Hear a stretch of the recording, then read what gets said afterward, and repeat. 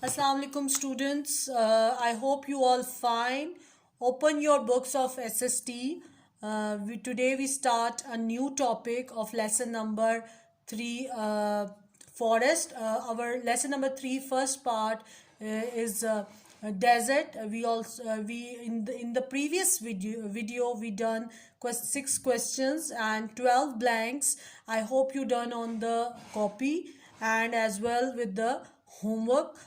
But in some student have this book. In this book the forest is the lesson number 4. So take a take out your books, open it and open the forest topic.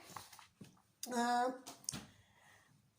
One thing more, highlighted with the highlighter and underline the important points which I mark with the pink lines. Okay. Okay, now we start our topic. At one time, many parts of Earth were covered by thick forests, but only a few forests remain today. One of the reasons is that the world's population has multiplied by many times over. More space is needed for homes, farms, factories, and roads. Okay, आज से कहीं centuries पहले हमारी ज़मीन, हमारी अर्थ जो थी उस पर बहुत ज़्यादा फॉरेस्ट थे, जिसकी वजह से हमारी अर्थ का टेम्परेचर काफ़ी नॉर्मल था. But gradually with the passage of the time, जैसे जैसे पॉपुलेशन बढ़ती गई, हमें ऑब्वियसली जब पॉपुलेशन बढ़ती है तो हमें स्पेस ज़्यादा चाहिए for the homes, factories, farms. तो उसकी वजह से फिर हमने फॉरेस्ट को कटिंग डाउन स्टार्ट कर दी, फॉरेस्ट को काटना शुरू कर दिया, जिसकी वजह से अब हमारे पास बहुत कम फॉरेस्ट रह गए हैं. This is the map. You can see the two main forests. This is the map key. Look at here. The light green color shows equatorial forest. The temperate forest dark green. Okay. Near to equator, Tropic of Cancer and Tropic of Capricorn, there is equatorial forest located. And in the Arctic circle in northern hemisphere, there is located a large number of temperate, but not in the southern hemisphere. There is less temperate forest. Equatorial forests are close to equator, spreading north and south of it to the tropics, while most of temperate forest lies between Tropic of Cancer and Arctic Circle in the northern hemisphere. जो equatorial forest है वो equator के करीब दोनों side पे है, जबकि temperate forest सिर्फ ट्रॉपिक ऑफ कैंसर और आर्टिक सर्कल के बिटवीन लाइज है. In the southern hemisphere they are very less. Now turn the page. Okay, equatorial forest. Okay, equatorial forest also known as tropical rain forest. Equatorial forest को tropical rain forest भी कहा जाता है. ये South America continent में Colombia, Brazil में है. African countries Liberia, Ivory Coast, Ghana, Togo, Benin, Nigeria, Congo, Democratic Republic of Congo में है. साउथ ईस्ट एशियन कंट्रीज़ में इंडोनेशिया, म्यांमार जिसको बर्मा कहते हैं, मलेशिया में, इंडोनेशिया यानी साउथ एशियंस में सिर्फ इंडोनेशिया, मलेशिया और म्यांमार में जो है ये इक्वेटरल फॉरेस्ट है. Equatorial forest are also called wetlands. ये वेटलैंड्स इसलिए है कि यहाँ पे temperatures are very high and there is a great amount of rainfall. क्योंकि यहाँ पे वेटलैंड इसलिए हम इक्वेटरल फॉरेस्ट को कहते हैं कि एक तो टेम्परेचर वार्म है और फिर रेनफॉल सारा साल होती है. इक्वेटरल फॉरेस्ट में होल ईयर रेन होती है, जिसकी वजह से इक्वेटरल फॉरेस्ट की जो विंड है उसमें मॉइस्चर बहुत ज़्यादा होता है. तो जब हवा में बहुत ज़्यादा मॉइस्चर हो और क्लाइमेट आपका वार्म हो तो वो एक सफोकेटिव सा माहौल जो एटमॉस्फेयर है वो बन जाता है. The equatorial region receive a lots of sunshine and is therefore very hot. where it bright sunshine, the earth heats up and so does the water evaporates and form clouds and then it rains. क्योंकि equatorial regions जो है हमारे हैं, if you can see this map, equator, these are the equatorial region. In the chapter number 2 मैंने आपको tropical areas बताए थे जो इक्वेटर के करीब हैं, इनको इक्वेटरल रीजन्स कहा जाता है. This is called equatorial regions. Equatorial region में दुनिया में सबसे ज़्यादा सनशाइन यानी सनी डेज और सनशाइन होती है, जिसकी वजह से हीट जो है वो गर्म हो जाती है. जब हीट गर्म होती है तो वो जो वाटर है वो एवोपरेट होता है और फिर वो क्लाउड्स बनाता है, देन फिर वो रेन करता है.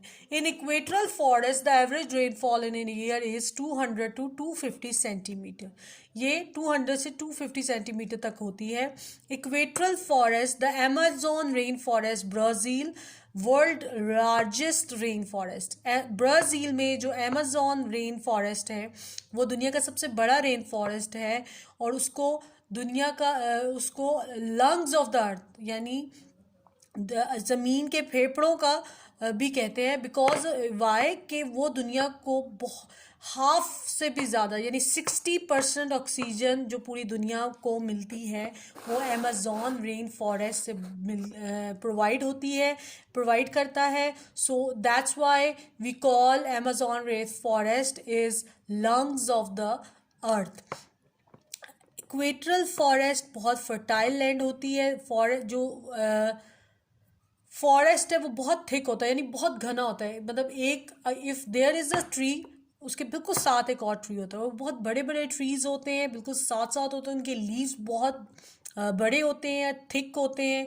उनके साथ स्मॉल प्लांट्स भी होते हैं और वो जो है जब उन लीव्स कभी उनमें से अगर किसी ट्री को कट किया जाए तो वो ज़मीन पे नहीं गिरेगा बल्कि वो साथ वाले जो ट्री है उसके ऊपर गिर जाता है, क्योंकि वो बिल्कुल साथ साथ होते हैं और काफ़ी बड़े होते हैं. Equatorial forest are rich in medical plants. जाहिर सी बात है कि वो इतने घने जंगलात हैं तो वहाँ पे ऐसे प्लांट्स भी हैं जो हमारी मेडिकल में यानी मेडिसिन बनाने के बहुत काम आते हैं. बहुत ज़्यादा जानवर भी वहाँ हैं और ऐसे कुछ बहुत ज़्यादा इंसेक्ट्स और इतने इस डिफरेंट टाइप्स ऑफ प्लांट्स हैं कि उनकी स्पीशीज़ के भी हमें नेम भी नहीं मालूम. यहाँ पे इतने टाइप्स के प्लांट्स और इतने टाइप्स के इंसेक्ट्स हैं कि we don't discover even their names now. Birds and large animals also obviously there is the home of them. Some of the large animal includes leopards, elephants, hippopotamus and wild buffaloes. There are also crocodiles and plenty of snakes, and of course there is a variety of monkeys. Okay, the people of the equatorial forest are usually tribal. In the central African rainforest there are Pajimans who are very short dark people.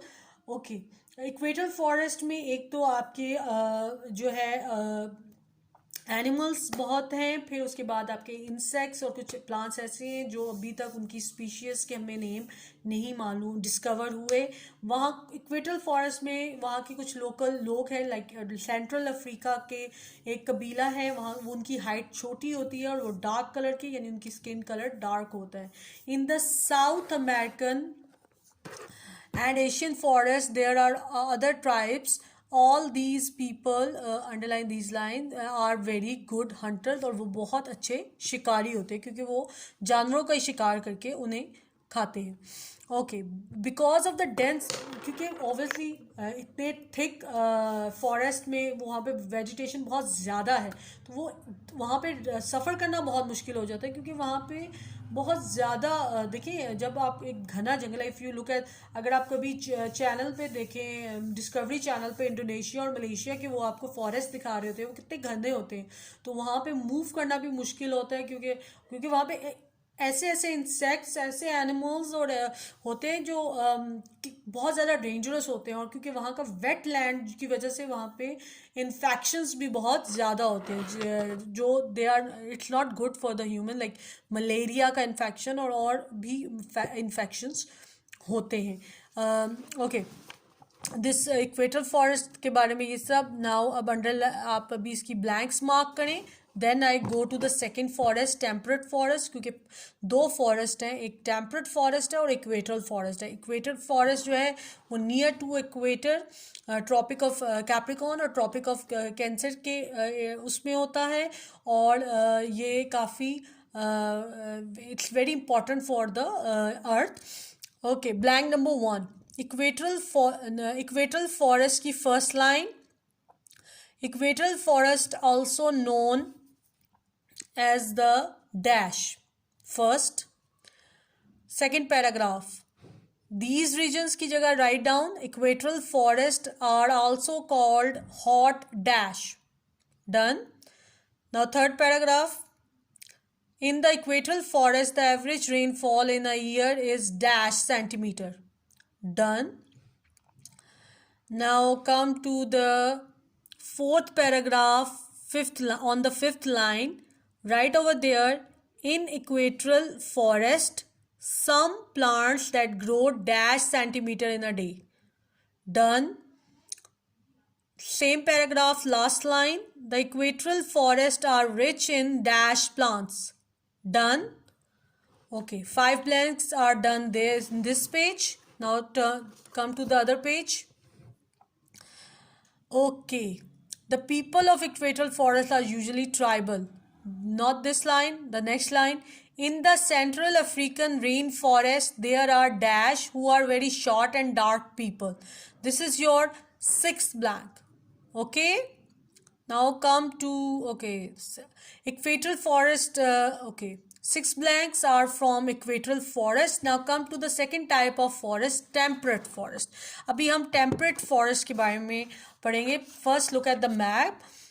Okay, temperate forest एक तो सबसे ज़्यादा tropic of cancer और to lies between arctic circle. Northern hemisphere में ये सिर्फ tropic of cancer और arctic circle के दरमियान जितने भी कंट्रीज़ आते हैं या कॉन्टिनेंट आता है उनमें होते हैं.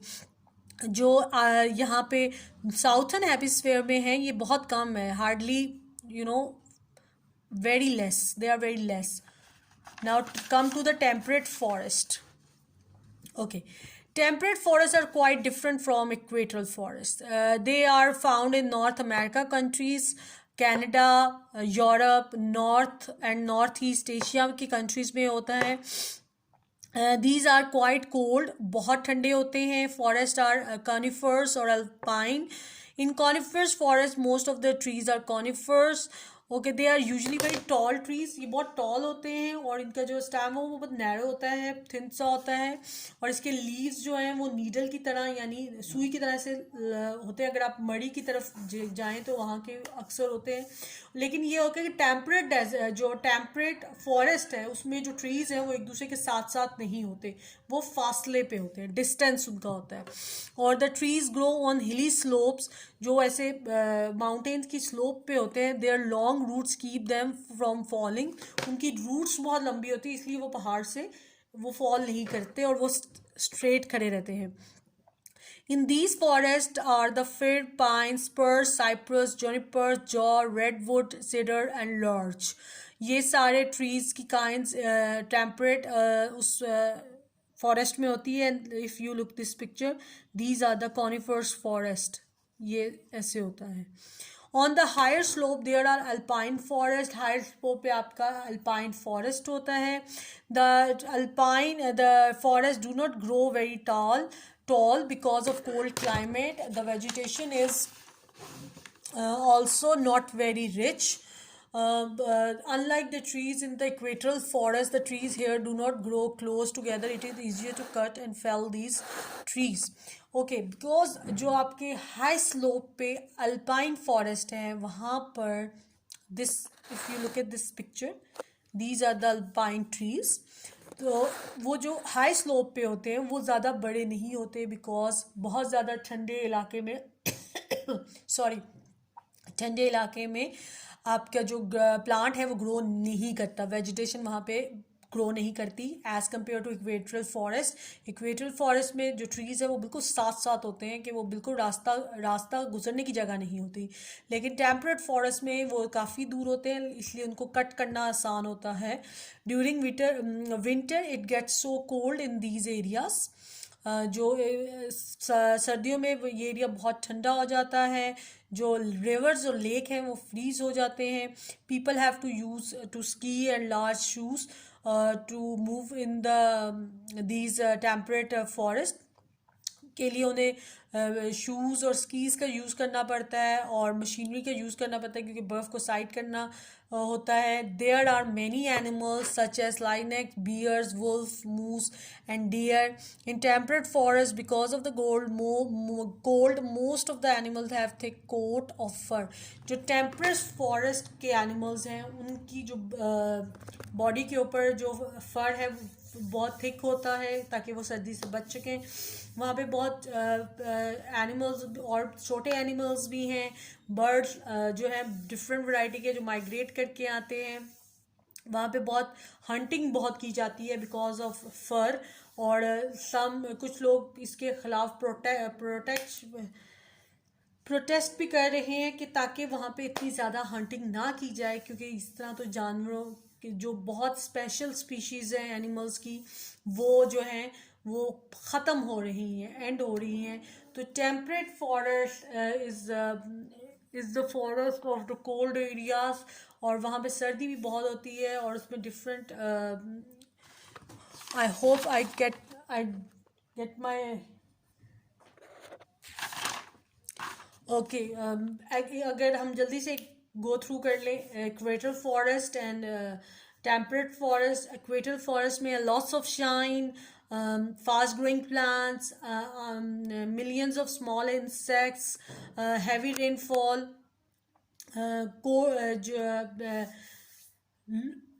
Hot wetlands. जबकि टेम्परेट फॉरेस्ट में जो है आपके अल्पाइन ट्रीज होते हैं, कॉनिफर्स ट्रीज होते हैं. जो आपकी जो ट्रीज की रूट्स हैं वो बहुत लंबी लॉन्ग होती हैं, हॉट वेटलैंड्स होती हैं. So these are the difference between the equatorial and temperate forest. I hope I clear my points. Underline all the important lines. Okay now equator forest तक हमने 6 ब्लैंक्स कर ली थी. अब आगे टेम्परेट फॉरेस्ट तक हम ब्लैंक्स मार्क करेंगे. Come to the temperate forest, first paragraph, third line. these areas को cut down the these areas word. Right, temperate forests are quite cold and the forest here are either dash or alpine. Okay, next paragraph, first line, in conifer forest most of the trees are dash. Done. Third paragraph, write the verb, write first, in temperate forest on the higher slopes there are dash. Done. Ninth blank. Now turn the page. Last paragraph, second line, in the temperate forest because